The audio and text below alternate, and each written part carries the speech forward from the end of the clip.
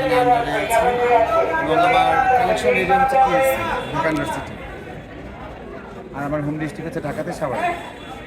আচ্ছা, এই আপনাদের মধ্যে যারা প্রাণ দিচ্ছে সবাই উৎফুল্ল মানুষ, আমরা বাংলাদেশের নাগরিক, যারা বিপদে পড়েছে তারা বাংলাদেশের নাগরিক, তারাও বাংলাদেশেরই মানুষ, ভিন্ন জায়গা থেকে আসেনি।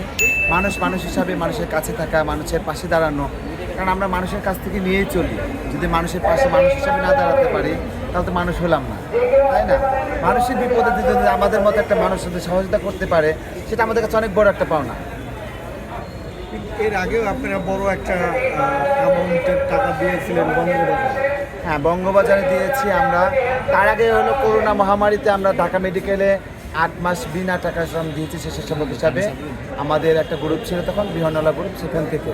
তার পরবর্তীতে যখন আবার বঙ্গবাজার আগুন ধরলো, তখন একটা মোটা অঙ্কের টান দিয়েছি 23 লক্ষ টাকা। তার পরবর্তীতে আবার যখন কৃষি মার্কেট, মোহাম্মদপুর কৃষি মার্কেট আগুন ধরলো, সেখানে আমরা অবশ্যই টাকা ফান্ড করি নিয়ে ওখানে আমরা মানে যেটুকু স্বেচ্ছাসেবক হিসেবে কাজ করা সেটা করেছি। আপনার ভিলে রোডে যেটা ছিল সেখানে আমরা স্বেচ্ছাসেবক হিসেবে কাজ করেছি। আমার মূলত কথা হচ্ছিল, যদি মানুষ আমাদের কাছে সহযোগিতা নেয় আমরা অবশ্যই সহযোগিতা করব, যদি তারা নেয়, না নিলে তো জোর করে করা যাবে না। আচ্ছা, আপনার আন্ডারে কত জন স্বেচ্ছাসেবক আছেন? আমার আন্ডারে না, আমার গুরুমা আছে মুক্তা হিজরা, ওনার আন্ডারে আছে আমরা 30 জন আছি। 30 জন। হ্যাঁ। আচ্ছা, আপনাদের এই পর্যন্ত কোন এরিয়াতে আপনারা বন্যার্থদের সাহায্য উঠাইছেন? বন্যাতে আমরা ওইভাবে আমরা কোনো এরিয়া থেকে টাকা উঠিয়ে দেইনি। আমাদের নিজস্ব টাকা যেগুলো আমরা পাবলিকের কাছ থেকে উঠিয়ে চলি, সেই টাকার থেকে আমরা টাকা দিয়েছি। মানে আপনাদের সঞ্চয় থেকে আমাদের সঞ্চয় থেকে দেওয়া হয়েছে। আচ্ছা, এরপরে যে এই বন্যার্থদের মাঝে এখন তো ত্রাণ আল্লাহর মধ্যে ভালোই যাচ্ছে, এরপরে একটা সংকট পড়বে যারা পুনর্বাসনে, সেটা আপনাদের মধ্যে পুনর্বাসনে যদি তখনকারটা এখন এটা বলতে পারতেছে না, সবাই তো এখানে ফান্ড কালেকশন করতেছে, এখান থেকে ভাইদের সাথে কথা হয়েছে যে পুনর্বাসনের ব্যবস্থা তখন তারা করবে, যে ফান্ডটা থাকবে। তো আমার কথা হচ্ছিল, অনেকেই হয়তো বা জানে না যে আমাদের মতো মানুষেরা কিন্তু প্রাণ নিয়ে এসে নোয়াখালী ফেনে চলে গেছে। আমি ফেনে গেছিলাম একদিন, আমি চলে আসছি, তারপর আমার যাওয়া হয় নাই। তো সবথেকে আনন্দের বিষয় হচ্ছে মানুষ আমাদের কাছে সহযোগিতা নিচ্ছে, আর কষ্টের বিষয় হচ্ছে মানুষকে আমি সহযোগিতা করতে পারছি না। আমার অ্যাবিলিটি থাকার পর তো মানুষ আমাকে সহযোগিতা নিচ্ছে না। যখন এই যে দেখেন, জুলাই যখন এই ছাত্র আন্দোলন শুরু হলো, ঢাকা মেডিকেলে কিন্তু কোনো ইউটিউবার ছিল না, কোনো সাংবাদিক ছিল না, বা কোনো মিডিয়া কর্মী কেউ ছিল না। তখন থেকে এই আমার শাহবাগ থানা হিজড়ায় ছিল ঢাকা মেডিকেলে। আবার ওখান থেকে 25 তারিখের পর আবার 1 তারিখ থেকে আবার ঢাকা মেডিকেলে স্বেচ্ছাসেবক আসলাম আমরা। এই যে আসা যাওয়াটা মানুষের থেকে কেন, এটা মন থেকে চাওয়া। কিন্তু এই যে দেখেন, এখানে হাজার হাজার ছেলেমেয়েরা কাজ করতেছে, কিন্তু জোর করে নিয়ে আসছে, কেউ জোর করে নিয়ে আসছে না, মনের টানে আসছে, তাদের ভালো লাগার থেকে আসছে।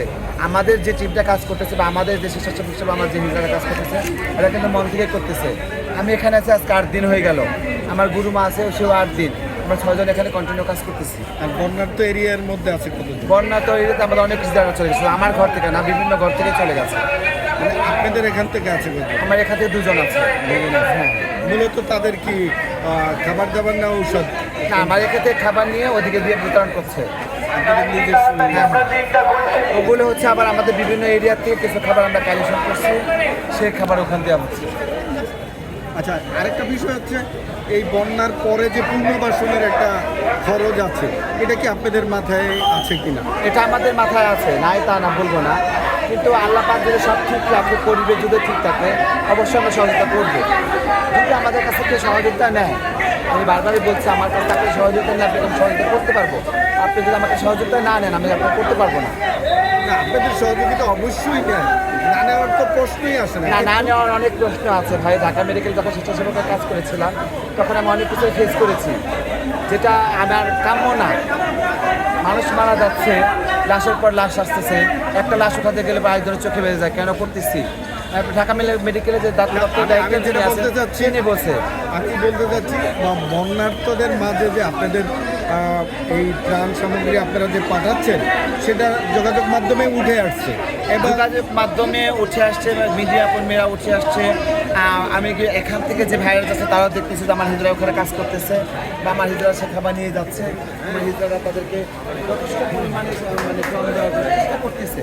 আমি ওখানে এখন নাই, আমি বলতে পারবো না ওখানকার পরিবেশ কী অবস্থায় আছে।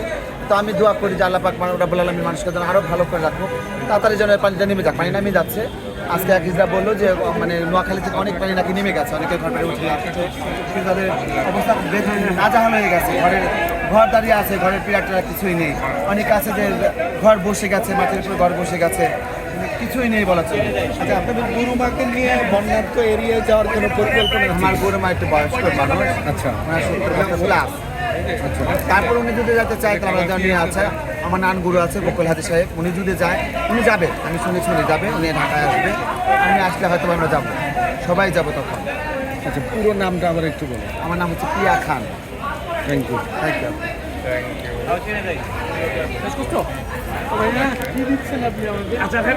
দিদি নমস্কার, আপনার পুরো নাম কি? আমার নাম হচ্ছে পিয়া খান, বাড়ি কোথায়? হোম ডিস্ট্রিক্ট ঢাকাতে সাভারে। এখানে আপনার কয়জন আছেন? আমি এখানে আছি 30 জন, আর আমরা এখানে কাজ করতে দিল আপনার 6 জন। 6 জন। আমার টোটালে কাজ করতে 30 জন। থ্যাংক ইউ দিদি, নমস্কার।